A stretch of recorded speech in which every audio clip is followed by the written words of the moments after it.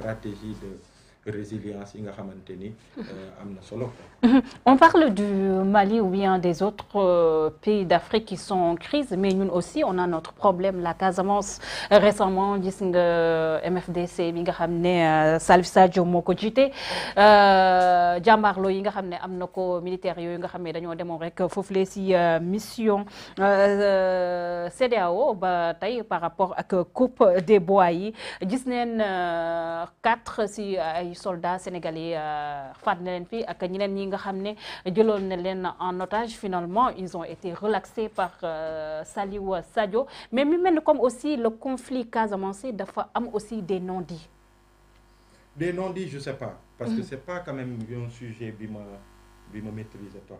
Il faut le dire. 1982 ba tey il y a tellement d'accords qui ont été signés, des négociations, mais voilà, da ngay gis des anciens militaires sax ils te disent que ce conflit finalement mën nañu wax ne rentrée d'argent la pour ñi nga xam ne ñoo nekk ci kaw. Oui. Donc sur ce coup. Beaucoup qui vivent de ce conflit. Voilà. Ce conflit d'ailleurs, loolu c'est clair, mais ce qui est clair mooy Casamance partie intégrante du Sénégal la. Et que la plupart des Sénégalais, l'écrasante majorité d'ailleurs, les Sénégalais dans leur globalité, sauf un groupe bi nga xamante ni ça reste maintenant benn groupe. Vous êtes du sud, non? Comment? Oui. yow Casamance yow Sénégalais nga wala Casamance? Non, moi je suis Sénégalais de la Casamance. Voilà. Donc et à bien des égards, c'est devenu un moyen pour des gens de s'enrichir à travers toute forme de trafic. Trafic bois bi, on l'a vu, trafic yamba, cannabis, c'est de ça qu'ils vivent, et puis yeneen ak yeneen ak yeneen. Donc il y a aussi l'aspect économique aussi. L'aspect économique. Donc et pourtant Macky Sall, on avait pensé que son régime à un moment defoon na ci ay jéego ba voilà yëf yi xawoon na dal tuuti. Surtout avec l'arrivée du nouveau président de la Gambie. Voilà, donc on voit qu'il y a un regain encore. Et à travers la Gambie gis nga li xew dernièrement. Donc il faut que autorités yi ñu gën ci pencher wu waat parce que Sénégal benn la, Casamance man je suis sénégalais d'origine casamançaise. Donc on est tous des Sénégalais et il faut poursuivre quoi.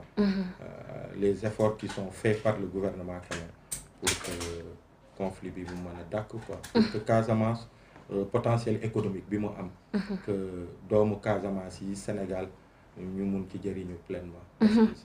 Tout à fait, juste rappeler aux internautes yi nga xam ne ñu ngi topp di ñu suivre suñu plateforme yi ci page YouTube bi.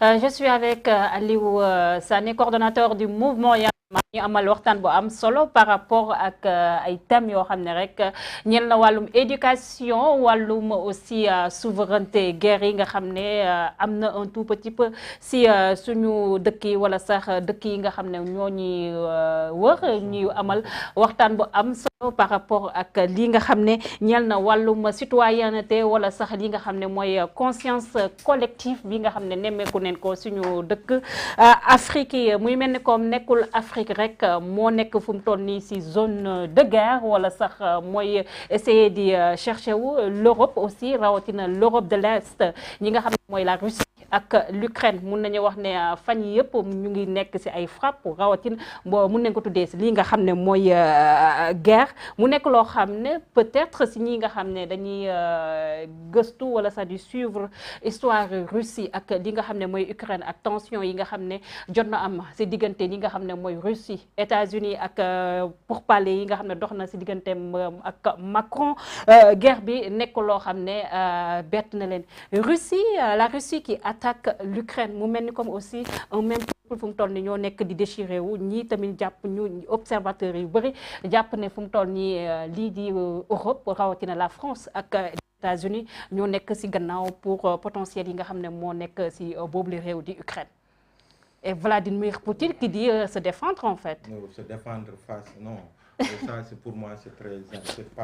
C'est pas... Gis nga Ndiap, de la même manière que on ne peut pas et on a pu cautionner que pour des raisons fallacieuses que George Bush ait accusé Saddam Hussein de détenir l'arme nucléaire et d'aller s'attaquer à lui, ñu faat ko. De la même manière qu'on ñu ñaawlu nu mu tuddati la France à travers son président de l'époque Sarkozy gis nañu li mu def Libye. Mouammar El Kadhafi gis nañu répercussions yi mu am. Actuellement sur tout notre Sahel, c'est tout le Sahel qui est déstabilisé avec le djihadisme et tout. De la même manière que Syrie li ci xew ak yooyu yëpp ñu koy ñaawlu c'est de cette même manière là la ñu war a ñaawlu li Russie di def actuellement en Ukraine. Ils sont liés par l'histoire, c'est vrai. Bloc URSS. À un moment, il y a eu l'éclatement de l'URSS. Et l'Ukraine est réew la bu souverain. Voilà. C'est pas au gré, on comprend. Il y a la géopolitique mondiale, am na benn xeex par alliés interposés bi am entre la Russie et l'OTAN, hein? La Russie, l'Union européenne et tout, mais ça ne doit pas être au prix des vies de nos citoyens ukrainiens. Démb maa ngi xool dernier chiffre yu démb yi ba ci démb ci guddi c'était ay 357 civils tués, dont 14 enfants. Au nom de quoi?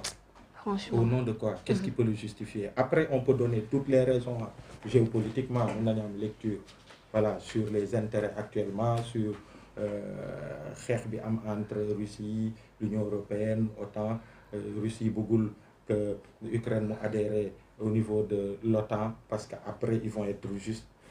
Tout ça am na. Mais il y a eu aussi des accords comme l'accord de Minsk aussi. Est-ce que mënuñu wax ne aussi Russie warut adopter li nga xam ne mooy position de neutralité aussi bu ñu xoolee aussi la Russie ak li nga xam ne mooy Ukraine dañoo jege en plus stratégiquement li nga xam ne mooy Russie Ukraine Vladimir Poutine du nangoo cohabiter li nga ak l'OTAN.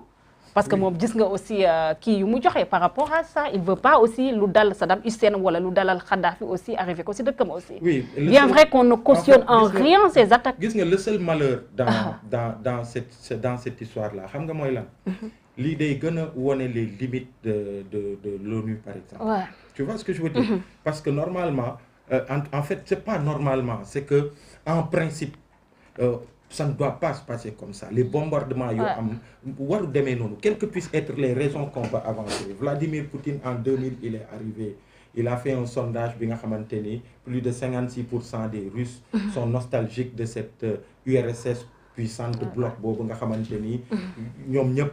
Et dans sa politique ça a été ça. Il a à cœur de retrouver cette puissance de l'ex-URSS et tout. Et que l'Ukraine bascule ci OTAN menace la ci moom, tout ça on peut le dire. Dans la géopolitique tout ça on peut l'expliquer.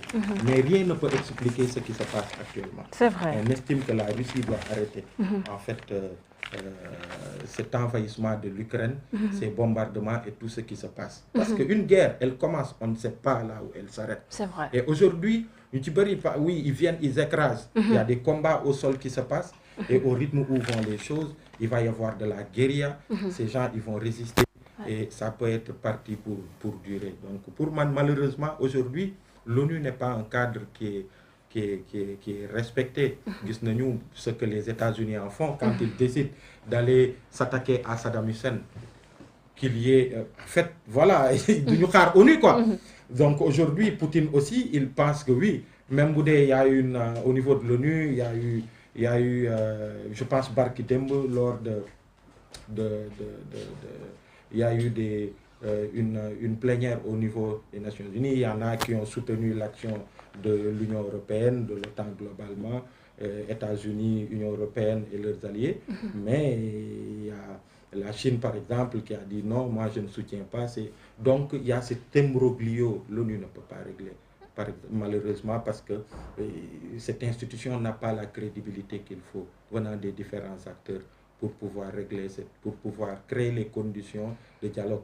Et puis, tu vois, donc c'est comme ça. Est-ce que conflit bi aussi mënuñ ci am beneen lecture, la fin de la suprématie de l'Europe ou bien des États-Unis? Il y a de nouveaux États forts qui sont en train de se former. Gis nga la Chine, le Japon, les 4 dragons sont là, la Russie. Gis nga ki nga xam ne mooy Vladimir Poutine nga xam ne mën nañu wax moom voilà, c'est pas un enfant de cœur, il négocie rien du tout. surtout am na dem na bay menacer sax génne li nga xam ne mooy arme nucléaire am. Mais oui, et de tout le temps gis nga avec la percée de la Chine, les États-Unis ñoom ils ont un problème réel avec la Chine qui est rentrée depuis la Chine qui du point de vue économique qui est en train les États-Unis particulièrement parce que partout où ils sont la Chine est en train de se placer, la Chine est en train de pénétrer le marché international et tout, ils ont un problème avec ça.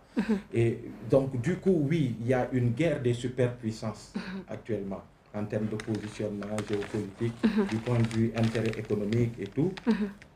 Mais ça ne doit pas être au détriment, ça ne doit pas être au péril en fait de la souveraineté des États. Quand nous, en Afrique d'ailleurs, sur des questions de souveraineté, on refuse de se faire bouffer par la France, on refuse, tu vois, on est en train de remettre en question nos rapports avec la France, et on ne peut pas accepter sous quelque raison que ce soit que la Russie puisse agir de telle sorte-là. Quelles que puissent être les raisons qui peuvent être, je vois beaucoup en Afrique, parce que les gens ils disent France dégage, les gens ils disent qu'on ne veut pas de la France. La Russie, elle vient, elle est en Centrafrique, la Russie, Mungi position, au Mali. Et au nom de ça, tout de suite, parce qu'on ne veut pas de la France, les gens ils essaient de trouver, ils essaient de justifier ce que la Russie est en train de faire à l'Ukraine. Nous, on trouve ça injuste. On pense qu'il n'y a pas un peuple qui vaut plus qu'un autre peuple. Si nous refusons qu'on soit persécuté, si nous tenons à notre souveraineté, l'Ukraine aussi est un État souverain et que ces rapports avec la Russie, il doit y avoir du dialogue, il doit y avoir beaucoup d'autres choses que ce qui se passe actuellement. Et ça, il ne faut pas le cautionner. Et les lendemains sont sombres parce qu'il y a un dialogue de sourds actuellement.